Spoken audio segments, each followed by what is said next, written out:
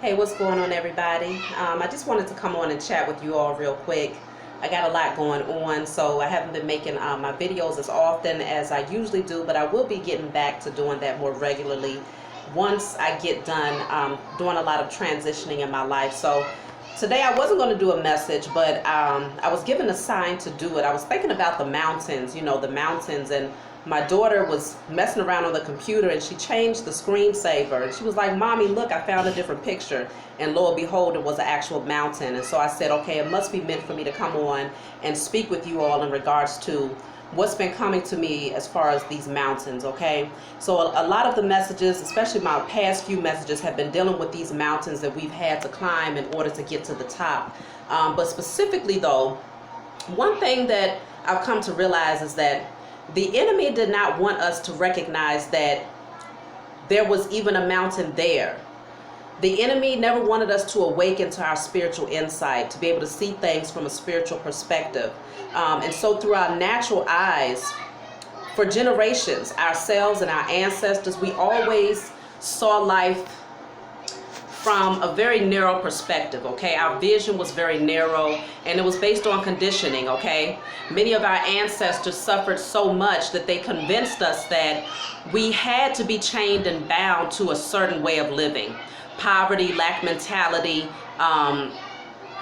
fear tactics, and just not being able to get to the top. We was always told that only certain people made it to the top. Only certain people was able to have wealth and success and abundance and freedom. We actually allowed the enemy to put us to sleep for so long, for so many generations, that we didn't even realize that the mountain was there because we became conditioned to it. We became so used to it being there that it became a part of our normal daily lives, okay, for generations. And so now in this time of awakening in the age of Aquarius, we've come to realize, for those of you whose spiritual eyes are now open, you've come to recognize that not only was that mountain there, but that you possess the authority and the power to move that mountain through your spiritual insight, through your spiritual authority, through your spiritual team, working alongside your spiritual team, the Most High God, the holy angels, your ancestors, and all, the elemental, the universal, the cosmic spirits of love and light. We have so much support in the spiritual realm, but the enemy put us to sleep to those things. And so you might have found yourself being very chained and bound to the religious construct where they told you that you had to keep this boxed in perspective of life and that you had to wait for someone to come and save you, preferably a white-skinned, blue-eyed Jesus. And so now in this time of awakening, we're beginning to recognize that we have been in bondage, spiritually and physically in bondage underneath people who would desperately misuse their position of authority against us to ensure that we stayed in this bondage for generations to come. So now in your awakening, you recognize the importance of breaking the generational curses. You recognize the importance of taking your authority back. You recognize the importance of pulling yourself from the system, not just physically, but mentally, spiritually, proclaiming and declaring and decreeing your sovereignty in the spiritual realm. We've come into this understanding. And so because of this, now you can clearly see that not only was the mountain there, but you've also come to recognize that you yourself, as well as your ancestors and many people across the globe, helped to create the mountains through our thoughts and our beliefs that we would never be able to overcome it. So then you come into a space and you awaken, and in your spiritual insight, you see, okay, there's a mountain right there. If you look at that mountain through your natural eyes, you would say, I will never be able to get to the other side, because how am I going to overcome a mountain this big? I don't possess enough tools to overcome a mountain this big. I don't possess enough resources or support to overcome a mountain this big.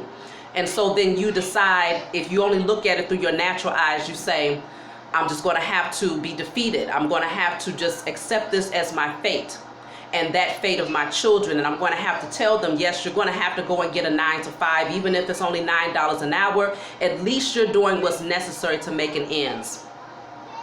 And so you pass that perception down to your children when you look at that mountain through your natural eyes. But when you fully awaken and you look at that mountain through your spiritual eyes, you begin to recognize that, oh no, this is a spiritual battle right here. This mountain can be moved, but it's going to take for me to do something supernatural in order to break down something this large. And that's why even in biblical text, it speaks on the seed, the faith of a mustard seed will move mountains. Because it really doesn't take that much. What it takes is for you to awaken, and it takes for you to have that righteous indignation. The type of anger that says, I'm done, I will not allow this, I will not accept this for my generation or for another generation after me. My offspring and their offspring will not continue in this pattern of slavery physically or mentally or spiritually. I'm going to be the one to take on the assignment to tear down this mountain, because now I have the spiritual insight that I possess the power and the authority to do so. And so when you come to that place, you begin to call on your spiritual team. You begin to declare and decree. You begin to destroy. You begin to declare and decree that you're going to take your power back, okay? And so in that energy, that's when the enemy becomes fearful, because the whole objective was to keep you blinded, was to keep you asleep. And remember, it worked long enough for you to work alongside the enemy to further create the illusion, which helped that mountain to become higher and higher for each generation that came, that passed through prior to you. But you see the mountain, and through your spiritual eyes, you say, all right, I see the mountain, and all it takes for me at this point is to climb this mountain, get to the top of this mountain so that I'm able to get over to the other side, because this mountain has been a barrier between myself and my birthright and my inheritance. And so you gather up the strength, you gather up the authority, you gather up the power to climb that mountain and to say, I'm going to keep going until I get to the top, because I possess the strength. And it's going to be seasons. You're going to have seasons where it's going to seem rough as you climbing that mountain. You're going to have opposition. You might even have boulders that are being thrown at you to pull you back down. You might even have the enemy literally climbing up and pulling you by your ankle to try to pull you back down so that you don't get to the top. But just know that in spite of what they are attempting to do to you, you possess the authority that even in that moment, when those boulders are being thrown your way, you say, it's not going to touch me. I declare and I decree that it's not going to touch me. You don't allow that boulder or that stumbling block that pushes you back down even the least bit. And you don't sit in that energy. You don't say, okay, well, I give up. No, you say, I'm going to keep pushing and thriving. I'm going to get past this obstacle, because by any means necessary, I'm going to make it to the top of this mountain, because when I get there, I'm going to be able to see things from such a vast perspective that I'm going to see that there are infinite possibilities on how I can, on the different paths that I can go. See, when you was down at the bottom and the mountain was there and you were seeing it with your natural eyes, you couldn't even see that there was different possibilities and different ways that you can go, and different, you didn't even see freedom. It was something that was, it was something that you could never conceptualize from that viewpoint. But when you get to the top of that mountain, I promise y'all, you're going to see life from a totally different perspective, and you're going to have so many doors open up to you because you have done the work to overcome all of the obstacles. So the first point of freedom is awakening your spiritual eyes to seeing that there is a mountain. Second point is getting that authority and that power and that passion within you that says, I'm going to climb this mountain no matter what. Third point is overcoming the seasons as you climb that mountain and the obstacles that tries to push you down. Then you get to the top of that mountain, and at that point, you give yourself the opportunity to breathe and to embrace what you've been able to overcome.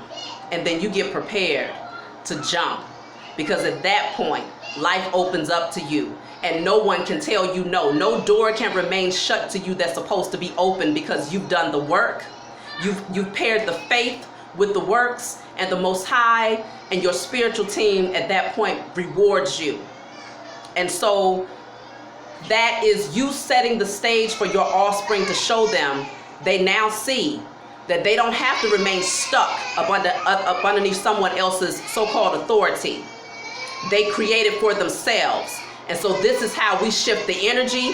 This is how we take back our authority. So that's what I got for y'all. Y'all hear my children out here making a bunch of noise, but I really wanted to bring this message forward because I was told that it was necessary for someone to hear it. So I love you all. If you want a private reading from me, just email me. If you want my oils, I will be shipping out my oils again by early next week. I got some things going on, so it's a little bit backed up, but I look forward to your emails. I look forward to your comments. Please like and subscribe to my channel if you find that my messages help you, and I will talk to you all next time.